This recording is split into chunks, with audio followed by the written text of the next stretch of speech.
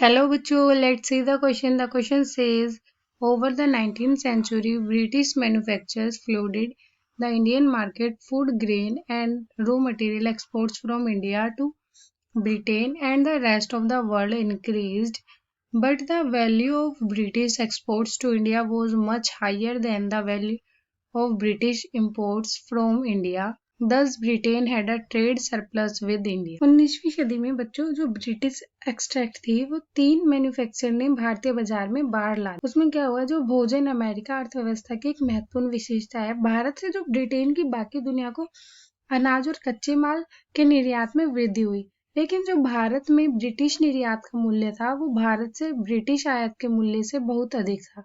इस प्रकार ब्रिटेन के पास अमेरिका के साथ व्यापार अधिशेष था। 1. What is trade? व्यापार अधिशेष क्या है? Second, how was the trade surplus with India used by Britain? Britain द्वारा भारत के साथ व्यापार अधिशेष का उपयोग कैसे किया गया? Key concept of this question is trade surplus, the amount by which the value of a country's exports exceeds the cost of its imports.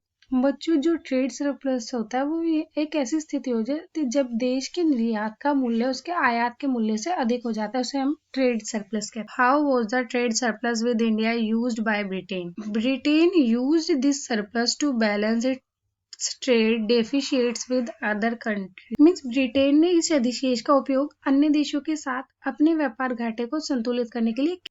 Britain's trade surplus in India also helped to pay the so-called home charges that included private remittance home by British officials and traders. तो जो भारत में Britain के व्यापार trade plus ने भी मदद की और उसके बाद जो घरेलू शुल्क का भुगतान करा उसको होम चार्जेस के नाम से जानते हैं, और जो ब्रिटिश एक्सट्रैक्ट द्वारा निजी प्रेषण घर शामिल अधिकारी और व्यापार थे।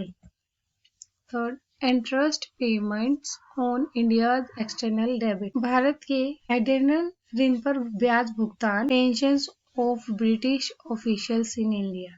भारत में ब्रिटिश अधिकारियों की pension. Hope you understood it well. Best of luck.